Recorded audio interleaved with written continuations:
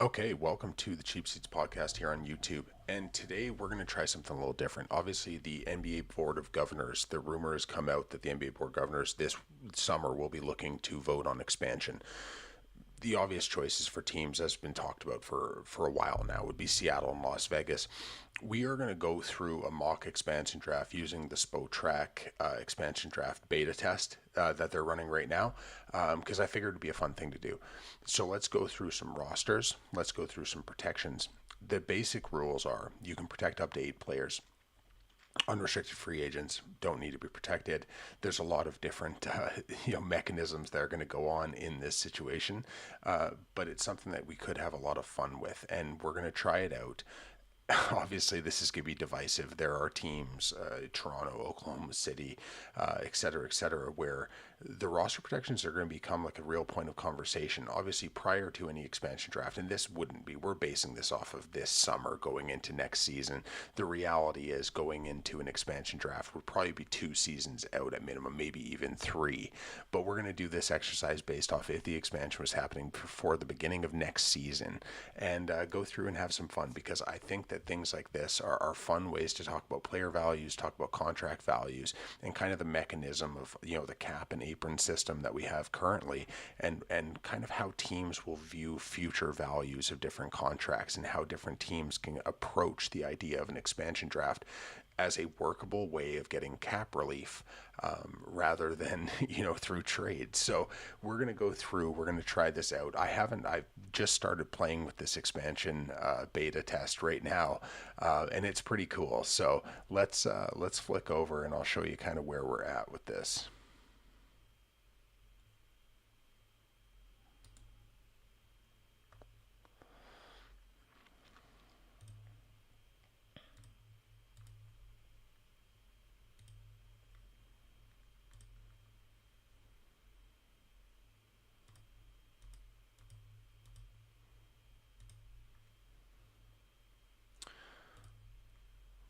Hold on, we're having some technical difficulties here.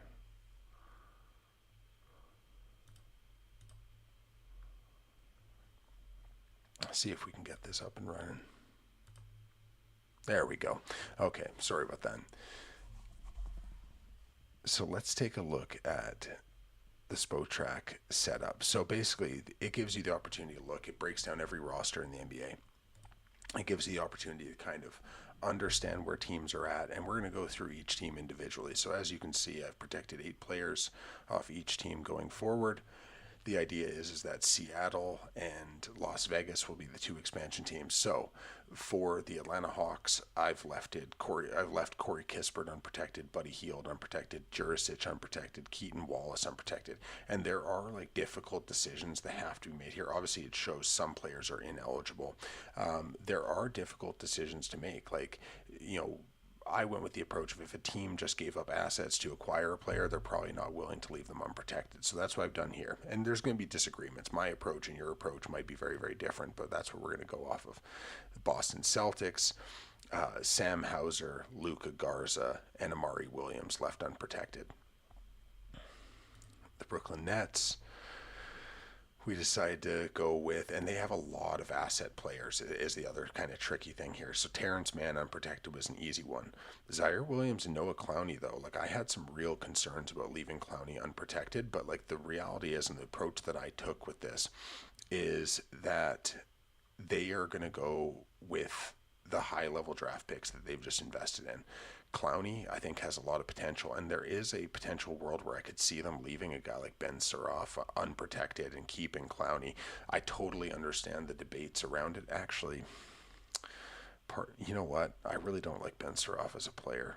So I'm going to switch that. We're going to go with Clowney protected, Suroff unprotected, because I just honestly I just don't see him long term as a guy that I'm in love with personally. Danny Wolf is another guy that I just like. Most of their first round picks in this year, I'm just I'm not overly enamored with, if we're being real. Um, Charlotte Hornets, we've left Miles Bridges unprotected. That might be a personal reason. I'm not sure. Josh Green, Grant Williams, those contracts are, high value ones, but like in terms of cost, not value of player. Trey Mann unprotected. It seems like they've kind of moved away from him a little bit, and they just have a lot of asset players that they need to keep protected. They have LaMelo Ball and Brandon Miller and Knipple, Salon, McNeely, Diabate, James, Kalkbrenner. Like, I don't think any of those players would be left unprotected. So they're in kind of an interesting situation. We've got the Chicago Bulls, where I've left Patrick Williams. Obviously, that contract's underwater. They would love. They would love for somebody to pick up Patrick Williams. I don't know if they'll be lucky enough. I can't see a team actually diving in after that. And then Isaac Okoro, also unprotected. Cleveland Cavaliers, another team where, interesting decisions had to be made. I'm a huge fan of Craig Porter Jr. I don't think they leave Craig Porter unprotected. Merrill, Strus, Schroeder were kind of the last three. I'm a big believer in what Sam Merrill provides. Strus, obviously, with the injury history. Schroeder with the contract value. I think they're the more likely ones to be left unprotected. The Detroit Pistons, you've got Cade Cunningham. I left unprotected. Duncan Robinson, Karis LeVert, Paul Reed, Marcus Sasser. There is a conversation to be had that Klintman and Lanier would be unprotected, then Paul Reed would be protected. I don't think Sasser is somebody that they're overly enamored with at this point, despite investing the pick that they did into him. LeVert, more of the idea is just getting off that money. Duncan Robinson's a critical player for them, but I think that that's somebody that they would actively be looking to replace anyways. And again, I can understand why you would want to protect these two players over younger players. With recent draft picks, with those types of guys, like, I'm just giving them the initial protections. But like, again, I totally understand the idea of protecting Duncan Robinson over protecting Chaz Lanier. Like, I understand where that logic falls. My personal thing is the opportunity to get off large scale money, and I know Duncan Robinson's got non-guarantees in his contract and everything else, but being able to get off the LeVert money or get off the Duncan Robinson money might open up things. And this is all hypothetical anyways. The Indiana Pacers, they were in a similar kind of situation. I left Obi Toppin unprotected. That contract is obviously quite large. Ben Shepherd, who I've never been a Ben Shepherd guy. Micah Potter, Jay Huff, Cam Jones I left unprotected, which again, I'm not a big Cam Jones guy, but I understand, even though his second round pick, they still just invested in him. So I can understand the debates that people want to have on these topics. And people really personalize their young players is the other thing. Some people in that system of Indiana might actually prefer leaving like Jarris Walker unprotected. I see a high end level of potential in him, so that wouldn't be the approach I'd go with. Miami was in a similar situation where they had a lot of bodies and you can only protect 8. I love Drew Smith. I think Drew Smith is unbelievable. I think he's going to be a fantastic player, but it seems like they really love Pelle Larsson. It seems like they're really, really fond of what Davion Mitchell offers, although Davion Mitchell being unprotected was initially how I had this. Jovic, again, young. He's got a skill set that they clearly really like, but I think they just invested the first round pick in Yakashonis. Hawkes, they speak so highly of. Larson, they speak so highly of. Ware is going to be protected. Wiggins is going to be protected. Hero, Adebayo. They just have a lot of bodies. So, again, if you believe that Jovic would be protected over Davion Mitchell, I can completely understand that. I think with the cap situations of every team, being able to get off long-term money versus short-term contracts just makes a lot more viability and sense in terms of what teams are trying to do at the NBA level right now. Milwaukee, a lot of unprotected players in this. None that I'm overly in love with. I protected Jang. I protected Andre Jackson. Those are personalized. Those are players that I, like Jackson, I really like as a player. Jang, they said they just brought him in. He's got high level potential. He's still very young. And the guys that are left largely unprotected here, Kuzma, and then a lot of guys that are more role players, minimum contract value guys. I can understand some people seem to really like Jericho Sims. If you gave me the choice of protecting Jericho Sims or Andre Jackson, there's no conversation to be had there. The New York Knicks, left Pacom Dadier, Huck Porty, which the Huck Porty one was tough because, again, he's a player that I could genuinely see being selected because the upside of what he does. But if you look at this roster, unless they did something crazy, like wanted to get off of the OG money or the town's money and wanted to leave those guys unprotected, which we've seen crazy things like this happen in expansions in other sports as well. So those are not impossible things to imagine. I just don't know if that's the approach that these teams will go when you have a core and you are a, championship caliber team.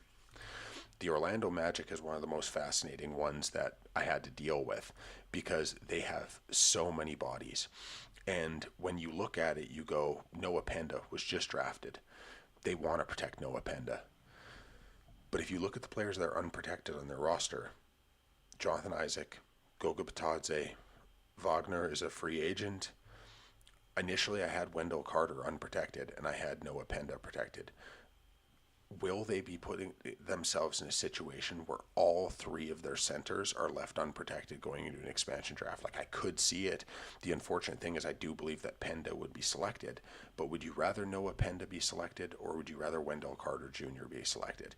Contractually, I can understand if people wanted Carter over Penda, but the opportunity of losing so many of your bigs, and I know you can only lose one player off your roster, but that's a choice. I feel like they would want to incentivize somebody picking up, Goga potentially on a short-term contract. He's going to need to be re-signed at a certain point versus the stability of having Wendell Carter already locked up. But again, I understand the debate.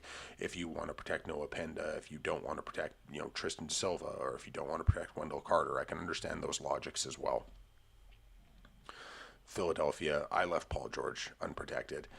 I think that with Philadelphia's cap situation and the lack of flexibility because the Joel Embiid extension, and at some point, Edgecombe still got years, but you're going to have to pay some of these guys, and a little bit of flexibility. If Paul George could be selected, that clears your books and sets you up very, very well for the future. So yeah, does it look weird to protect Janai Broom over Paul George? Absolutely.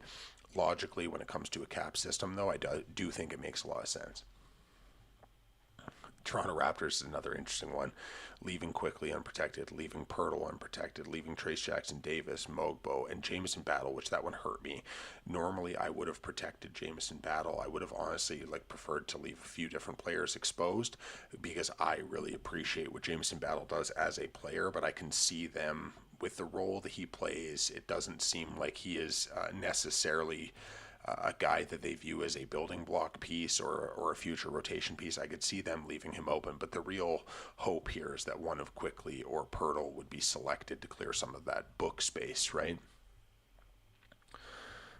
Washington Wizards, another team with just a lot of bodies. So Justin Champagnie unprotected, Cam Whitmore, D'Angelo Russell, and Jaden Hardy, which I think this one's fairly straightforward. Some people, maybe you'd want Justin Champagnie held on to, but I think the core of what they've done here, their 8, just kind of seems very clear to me.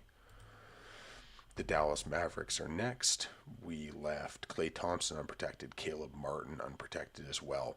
The Caleb Martin one was interesting because they clearly like Caleb Martin, but again, the idea of being able to clear $10 million off your books of long-term contracts and hold on to a young player like AJ Johnson, who you just brought in, I can see the logic in that for a young team that's looking to kind of, grow and develop with a younger core.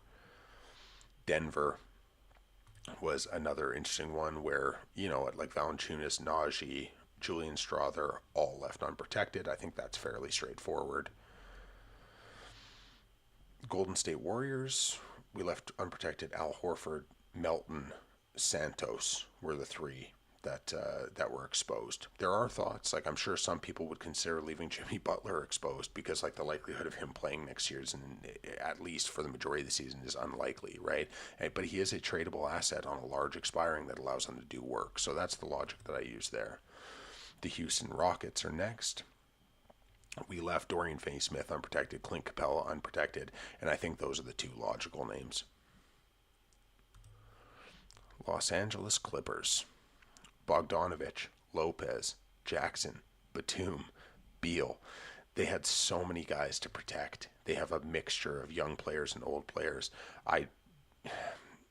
There was a thought process to bringing back Brook Lopez. It hasn't been great this year. Brook's been fine. He's old. I just think they'd rather protect their young players and their core moving forward. The Los Angeles Lakers.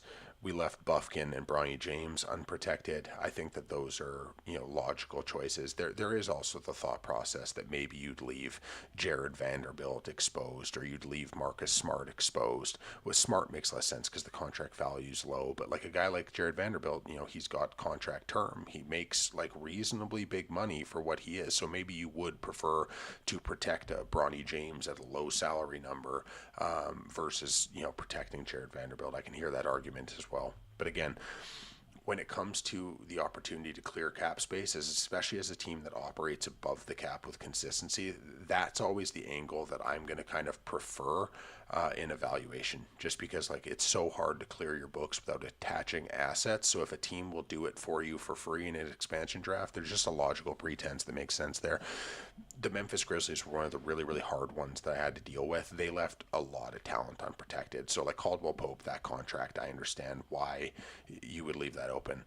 Aldama, Clark, Kyle Anderson, all unprotected. Scottie Pippen Jr. unprotected. G.G. Jackson unprotected. But if you look at the players that are protected here, was there a thought of leaving Morant unprotected? Yeah, but they obviously view him like an asset. They're not going to do that likely. If they're wanting return of multiple first round picks, or a good pick and a player for him, I don't think they'd leave him exposed. Aldama, they just brought him back. Aldama's a good player. Clark, when healthy, has been a very, very good player for them. They just brought in Ty Jerome, who's been great so far. Hendricks, who's actually looked really, really good in that system and has a ton of upside. Edie's going to be protected. Coward's going to be protected. Clayton's going to be protected. Cam Spencer's been so good. Jalen Wells. It's just a numbers game for the Memphis Grizzlies, and I think there's some really, really good talent here that you just could not afford to keep. And, the likely outcome is that Santi Aldama is picked by an expansion team, because that contract for like a cap team is kind of high for what he does. But for an expansion team, he's just a great player to have on your roster with everything that he does on the court. Minnesota Timberwolves. This one, like I said, there was thoughts about maybe Jalen Clark being protected instead of Terrence Shannon. I can understand that. Maybe the idea of them wanting to leave a higher salary player exposed could make some level of sense. But for me, it just came down to, do you protect Terrence Shannon or Jalen Clark? I prefer Jalen Clark as a player. Terrence Shannon has more cost certainty on his contract, so I decided to go with Terrence Shannon instead. The Pelicans, another super fun one, because the Pelicans, you look at their roster. I left Jordan Poole unprotected, Looney, Jordan Hawkins, who's just like never been a guy that I've really seen as like a viable NBA player. The jump shot's cool, but $7 million for what he provides, if you can get somebody to pick him up, that would be fantastic. Makovich and Micah Peavy, who I actually like quite a bit. But if you look at, Misi, Queen, Bay, Fears, Jones, Murphy, the question mark was DeJounte Murray. Do they leave DeJounte Murray unprotected in hopes that maybe a team will pick him up through the expansion draft and, see the ability to kind of bring him in, have that lead guard that has the experience to kind of, thrive in certain systems. And you get into a situation where you kind of are, like I said, searching for cap relief at points. So Jordan Poole, DeJounte Murray, leaving those guys exposed makes sense. Looney, making that guy exposed makes sense. Is there a potential that they would protect, Carlo or Peavy or Hawkins over DeJounte Murray? Absolutely, there's that possibility. But it seems like they really like DeJounte and they really identified him. So I think that they would try to hold him. This is the hardest one of the entire exercise of the Oklahoma City Thunder. The Oklahoma City Thunder have so many good basketball players and so many good basketball players on reasonable contracts. This was the hardest exercise for me, was understanding and kind of figuring out who you wanted to lose, because that's the question, because one of these players is being picked without question. So Hartenstein being exposed made sense. Dort being exposed made sense. Joe being exposed made sense. Jalen Williams, who I love, that's J Will, not J Dub. It makes sense to leave him exposed because you're going to have to protect AJ Mitchell. You're going to protect Jared McCain. You just brought him in for multiple picks. Casey Wallace is protected. They're not going to leave Caruso unprotected. Shea, J Dub, Chet. Leaving Aaron Wiggins available with his skill set on that contract, which I think that's just such a great contract, is hard. Leaving Topic exposed, because the conversation really for me did come down to Topic or Sorber. I the Topic one's interesting because of the cancer situation. Now, obviously, he's been cleared.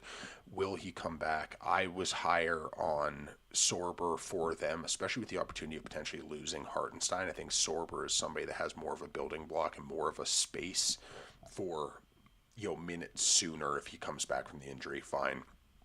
But it was such a hard one to figure out who, because like I can see the argument of leaving Caruso exposed. I can see the argument of leaving Caruso exposed, protecting Topic or protecting Aaron Wiggins. I get it.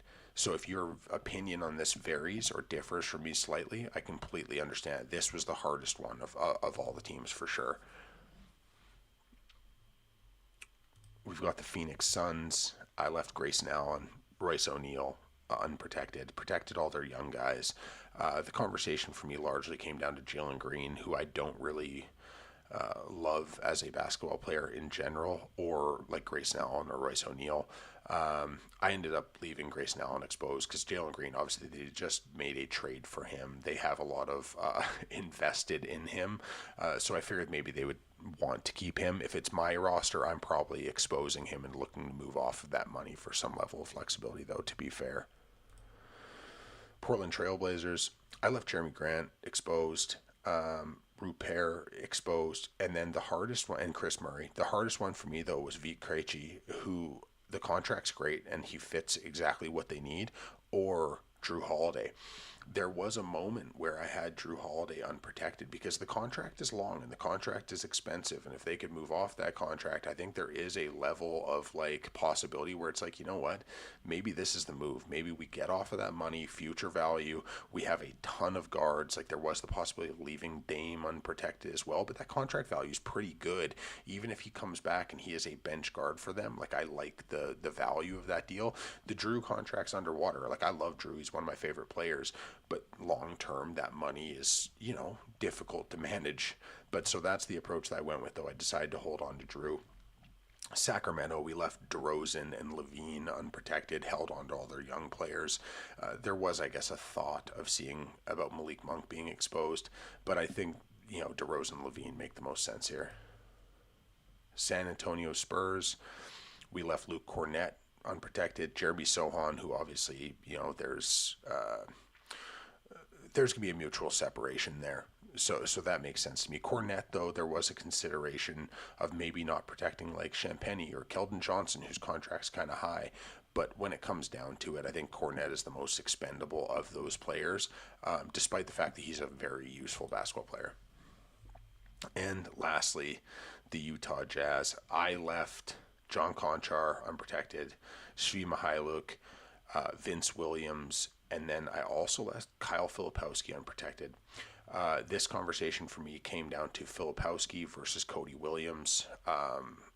When you invest a top 10 pick into a young kid like Cody Williams, the reality is I think you're going to value that investment. Is Kyle Filipowski today a better NBA player than Cody Williams? Yes. Would they have the balls to protect their second rounder over their top 10 guy? You never know, but I think this is the way they'd go about it because Cody Williams, like I said, like he's young, you just invested so much into him. Despite the fact that I'm not a big believer in what that game is, I think that's the approach that they go with. But again, if you disagree, I completely understand that. So now let's run this draft and let's see kind of where we're at. So team one is Seattle. They're on the clock, and it's going to be interesting to cycle through and see kind of where guys are kind of viewed, because when you go through a list like this, like what is a team that's building a franchise going to look for? What's the skill set they're going to look for? And for me, you want a guy that you can give a ball to, get a bucket right off. And when I cycle through this list, there are a few names that just make a lot of sense for me personally, right? Like, do you want that lead guard? Do you want somebody that can like hold up and be that player that's in the middle for you? But you want like a reasonable contract. I'm trying to think of because right off the top, like my first thought goes to Andrew Wiggins, or sorry, Aaron Wiggins. And you know what? Do you go Wiggins or do you go Young with Topic?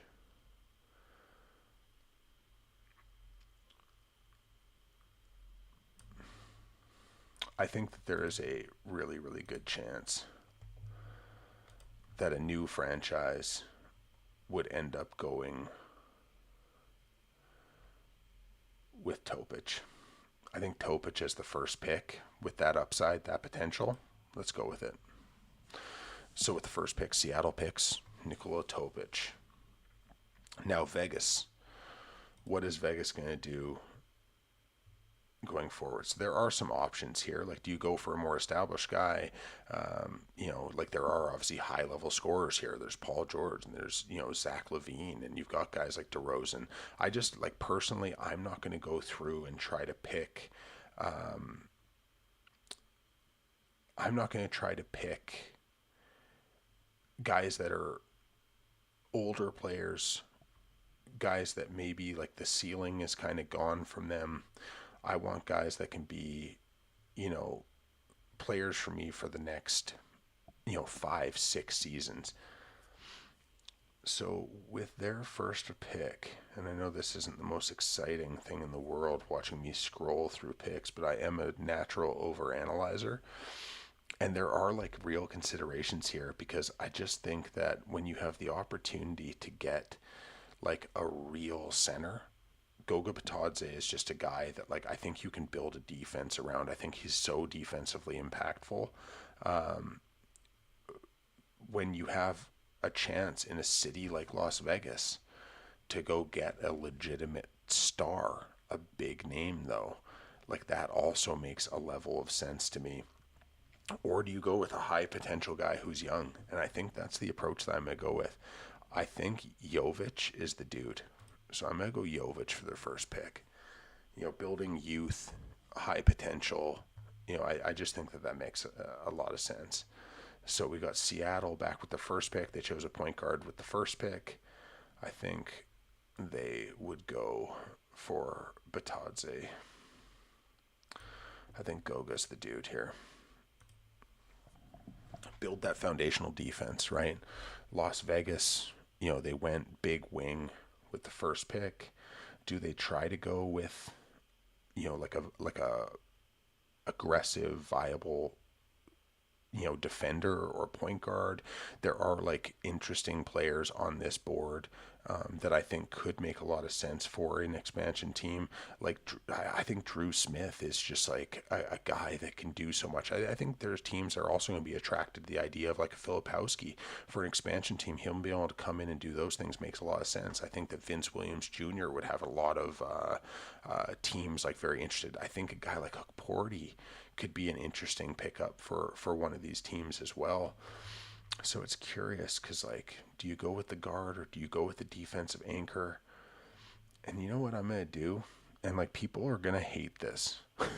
People are probably going to hate this pick. I think you can build your defense. I think you can have Jovic. You can have that big body in the middle. And I think you go with Luke Cornett. Just a seasoned pro. He's going to be rock solid. He does all the small stuff. He's got, he's on a reasonable contract. That's the move I'm going to go with. Seattle back with the third pick. They go guard. They go big man. Maybe they're looking a little bit on the wing now. So if we're looking at wing help, sticking with the theme of like, you know what? Batadze not a spacer. Topic, we'll see what that jump shot ends up being. There's considerations for a guy like Corey Kispert. There's considerations for a guy like Sam Hauser.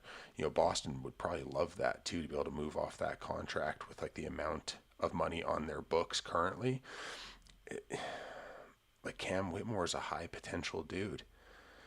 Filipowski next to Goga Batadze though, like there's a level of attraction to that idea.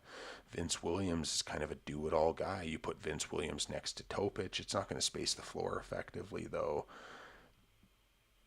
You know what? I think I'm going to do it, and I'm going to go with, where is, we're going to go Utah, and we're going to pick Kyle Filipowski to Seattle for their third pick. Now to Vegas. They've got the wing player, they've got their center. I think they want a lead guard. I think they want somebody that they can put the ball in the hands of and, self-create a bit. It in a dream world, would it make sense to draft Jordan Poole here? Just as like a lot of the time expansion teams want fun. They want guys that can go get buckets, and they want guys that can just take the pressure off.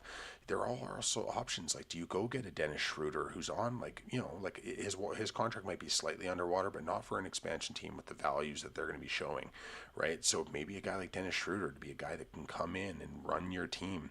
Maybe that would be the thing that makes sense. But I think they're definitely going to want a point guard. And if you're looking at point guards, like, the Quickly contract is large. Let's just be real about it. The Quickly contract is big. Could Sasser make some level of sense for them? Maybe. It's weird. Some of the guys they have listed as point guards is very strange. Yeah, some very, very strange listings of position here. Despite the fact that he is like every... That's a tricky. It's honestly, this is a harder exercise. You know what? It's Trey Mann. They're going to draft Trey Mann. So let's do that. I just think the upside as a scorer, that makes a lot of sense for them. Trey Mann's a good basketball player. Like I said, limitations everywhere on the basketball court without the ball in his hand. But with the ball in his hand, he's pretty damn solid. So let's go back to Seattle with their fourth pick. The fourth pick, they've got Batadze, they've got Filipowski, so they're bigs. They're set up pretty good there. They need some wings, and I think they need some real deal athleticism on the wing as well. I think they want somebody that has some real pop, some real floor spacing. They've got some money to spend, so we're looking for like a dynamic athlete who can shoot the basketball. Maybe he can defend a little bit on the perimeter as well. That would be really, really helpful.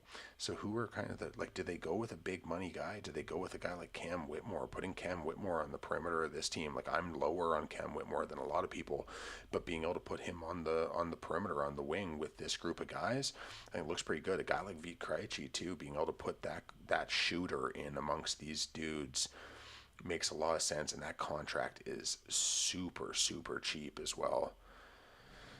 Is Vit the guy? Not an athlete, but you can get athleticism with the next pick too, and that level of floor spacing on that contract is rare. Kispert's a consideration. Okoro kind of makes sense in a bunch of days. Royce O'Neal, although I think Royce's defense is not what it used to be.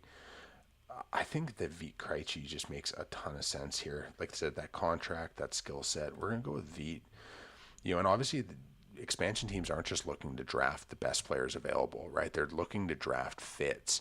They're looking to draft guys that make sense for, the systems that they're running, and being able to, create spacing, especially if you're going to prioritize young players. Young players need spacing around them to open up their game. Like, you need some level of shootings. You saw the Detroit Pistons struggle with this for years, even with Cade. Not having shooting around him made his life so difficult, right? Surrounding great dynamic on-ball players and young players with shooting just makes life easier, especially for a guy like Topic, who's not a natural shooter of the basketball. Having shooters and spacing and defensive backbone for him is just critical. Now back to Las Vegas for the fourth pick. You're talking about Kornet at center. You're talking about Jovic on the wing. Even at the four, depending. Trey Mann. I think they need a little bit of a mover on the perimeter, or they've already got pretty good floor spacing too. They're in a fairly advantageous position. I think Trey Mann too. If you have Trey Mann there, is this a situation where a guy,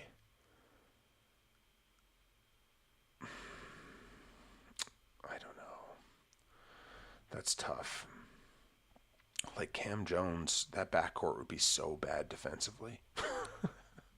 Keaton Wallace could be a lot of fun with this team. Like, I really like Keaton Wallace. Josh Minot, like, is Minot a guy that would be in consideration here? You know what? Actually, I think Ben Shepherd. I think Ben Shepherd here could make a ton of sense. Or do they go for like real legitimate star power and try to fill out a little bit of that. Like Caleb Martin could make sense here. Royce O'Neal has positional versatility where he can kind of fit at the 2 or the 3 for these guys. Okoro with the defense can make some level of sense. Kispert with his ability to play, either perimeter spot. Levert with that length, being able to play Levert next to Trey Mann and take some of those on-ball reps. You can let Trey play off-ball a little bit. Can make a lot of sense. Is there a consideration of Zach LaVine or a guy like Quickly? They've only spent $23 million. They still got $131 million of cap space. Maybe they would consider going for a guy like Emmanuel Quickly who can play that 1.5 spot, that true combo guard spot. I think Levert. I think we're going to go Levert here. I don't love Karras as a player necessarily, but I think he fits really well next to Trey Mann, next to Jovic. So we'll go with that. Seattle back on the clock with their 5th pick. They've got, Krejci can play the 2 or the 3. They've got, Filipowski at the 4, Batadze at the 5. A little bit more wing depth. Do they go for a big name guy? Like, do they invest in I don't know if you want somebody that doesn't play any defense, though, like Zach LaVine in this situation. You want somebody that can, space the floor and hold it down on the defensive end to a degree at least. Does Royce O'Neal make a lot of sense here? I think Royce O'Neal would offer a lot of versatility for their lineup. I think, Agbaji could offer some level of versatility for their lineup as well. Cam Whitmore is tempting. He's just not my style of player. That's just where it kind of falls off for me. It's just that I don't love the way that he plays basketball in general. Duricic. I think Royce O'Neal's the guy here. Because we are trying to build teams that can compete a little bit, right? Like, I know the temptation is just pick all the, the big names or pick all the young players, but I'm trying to build this where these teams can actually have an opportunity to, like, not compete for a title or anything, but be like not a 12-70 team, which is, let's be real, with expansion teams, that's often the risk factor, is that you're going to end up being, 9-73 or whatever. Las Vegas back on the clock. They've got Levert, they've got Cornette, they've got Trey Mann, they've got Jovic. I think having a big guy that can move, play on the perimeter a little bit, take some pressure off of Cornette, take some pressure off of Jovic, maybe somebody that can play a little bit in between, maybe a hybrid forward center, somebody that's big enough to handle some 5 minutes but can floor space to a degree. That could be interesting. Do they just go with like a pure athlete like Cam Whitmore and just play small because you have the massive Cornette in the middle, play Jovic at the 4, get Cam Whitmore as a downhill guy? I don't love the Whitmore fit necessarily with Caris LeVert completely, but like I could see that making a lot of sense for them. Gigi Jackson, actually, I think Gigi could make a lot of sense for them as well. Porty is more of a backup play. You know what? I'm going to go Gigi Jackson here. That contract is awesome. I think he fits in reasonably well with those players. This team's going to struggle on the defensive end. We're going to draft some defenders to go with them, build up their defensive depth. Team Seattle, Royce O'Neal, Batadze, Topic, Filipowski, Veit. Where would they want to take a swing here?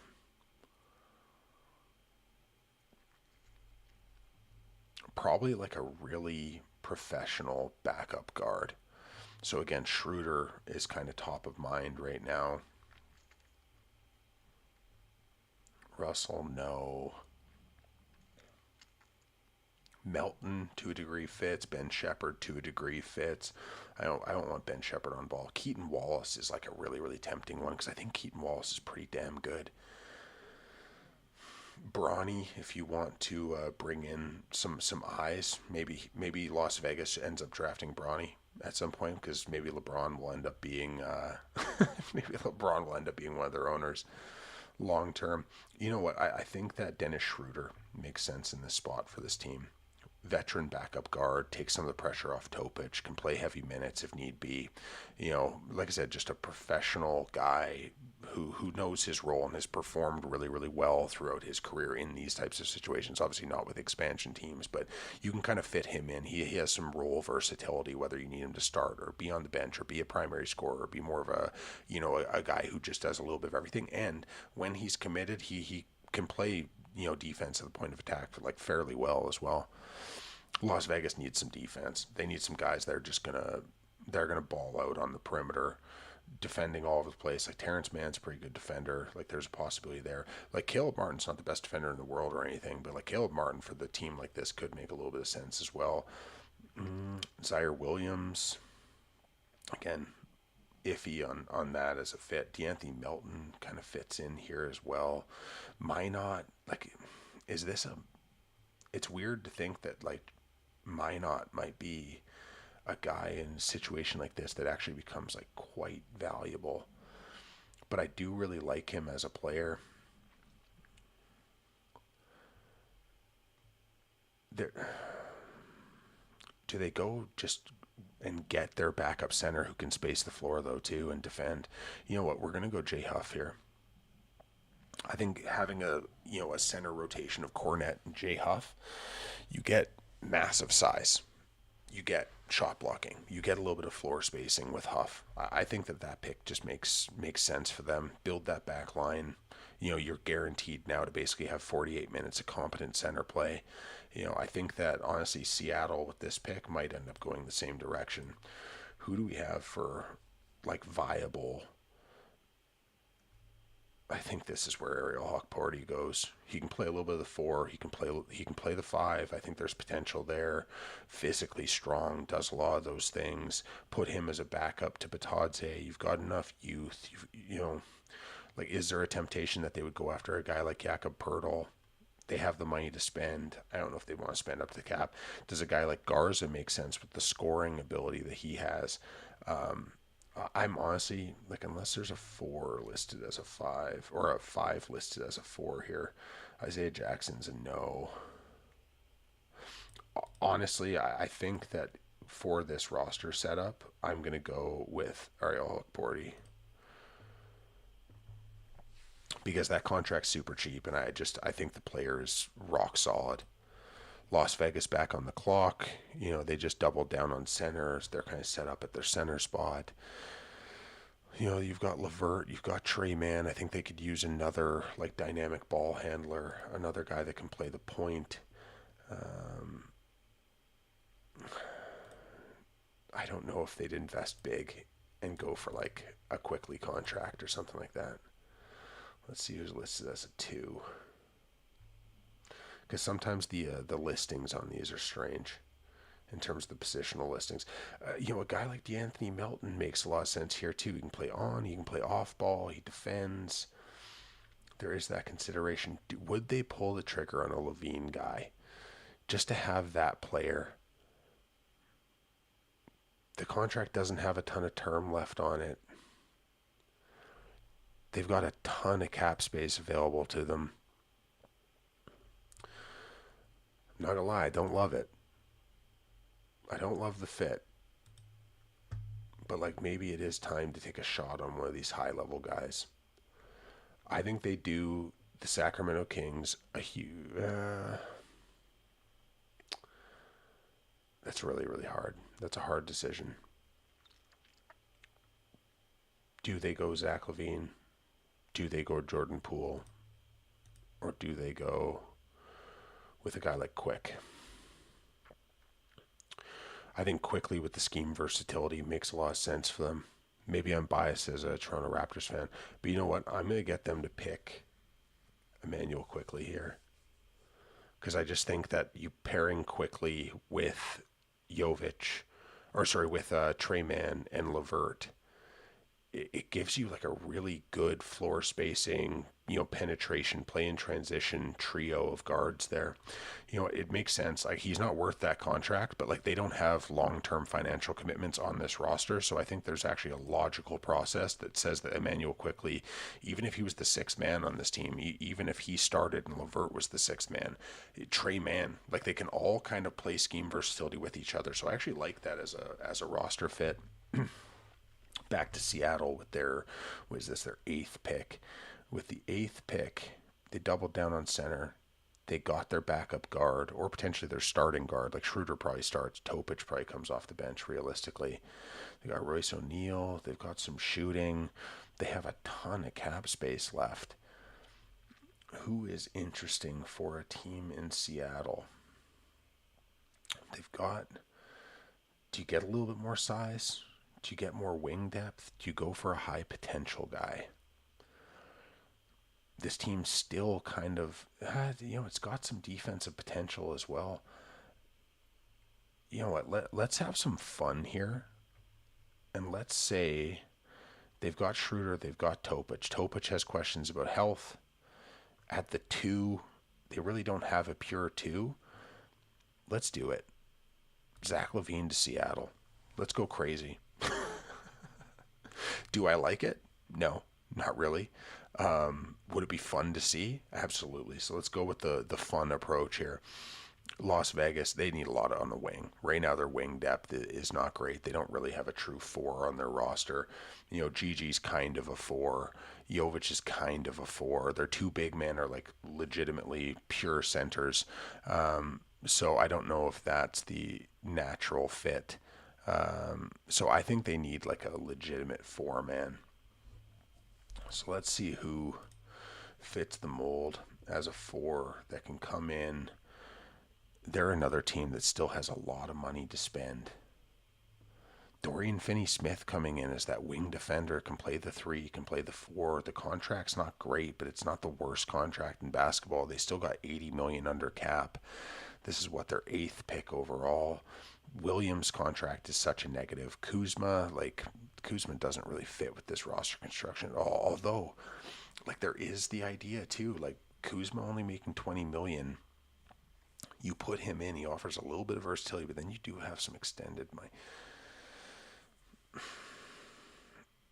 Are we having fun, or are we gonna play this practically? They've got some extended money. They still got $80 million under cap. Eighth pick.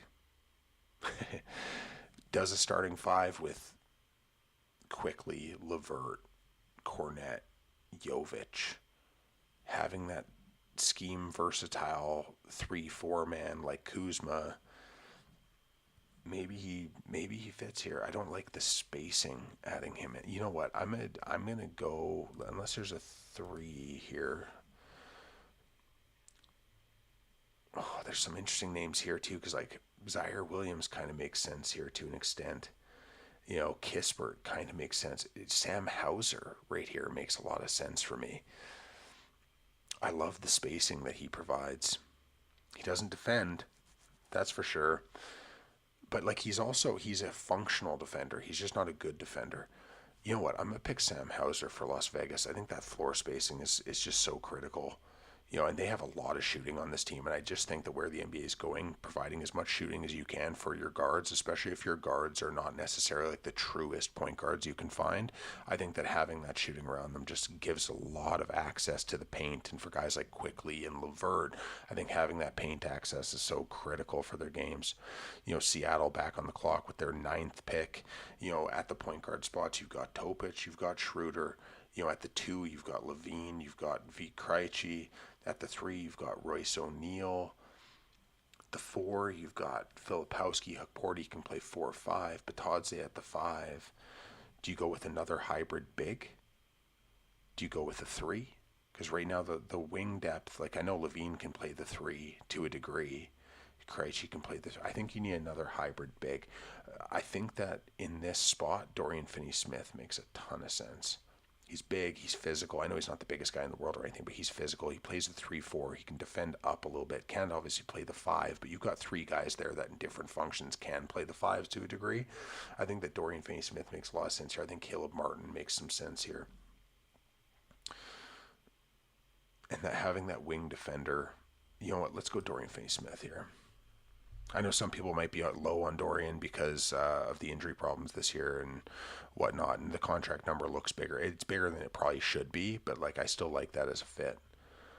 So you got Quickly, Mann, Levert for your guards. You got Hauser, Jovic, Gigi Jackson. I think you need a wing defender. I think your bigs can defend. I think your wing, though, you really, really need somebody that can defend on the perimeter. And when you talk about wing defenders right now, like you'd be talking about like Okoro is sitting right there. Does like Baji make sense for them sitting right there? Minot. I'm surprised I haven't drafted Keaton Wallace with how much I love Keaton Wallace. Micah Peavy is kind of interesting as well. I think you can probably re-sign Ochai for fairly cheap. Caleb Martin, though. Caleb Martin can make sense here as well.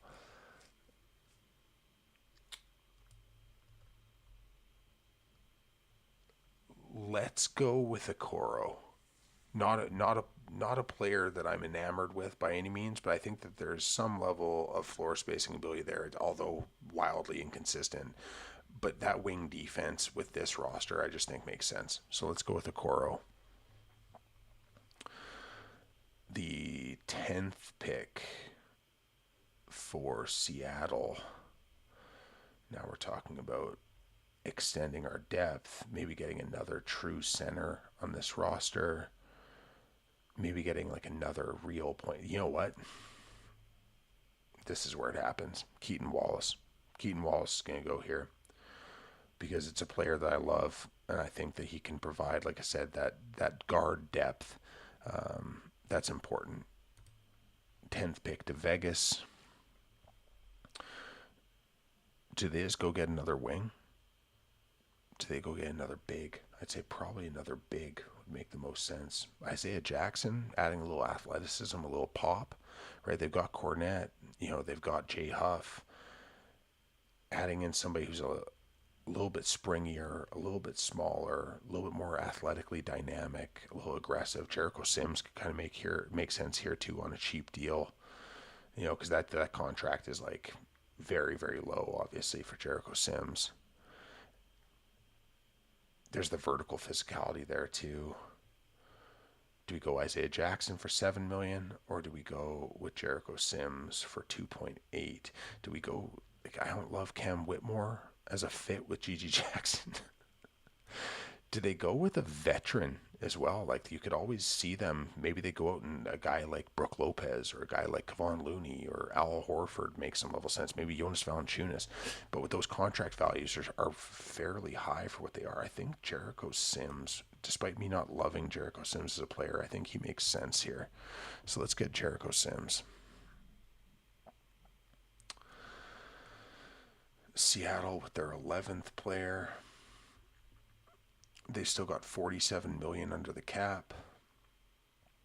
They've got really only 2 true centers. Filipowski can kind of play there a bit as well. Goga.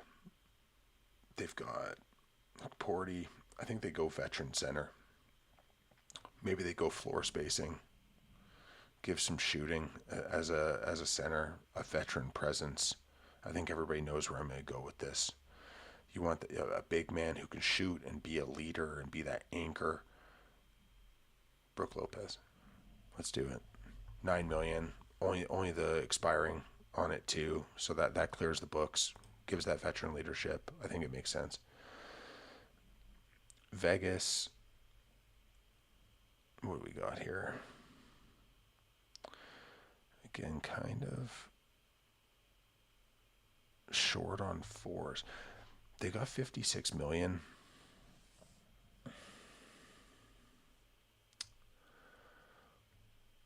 I've been talking about it for a while.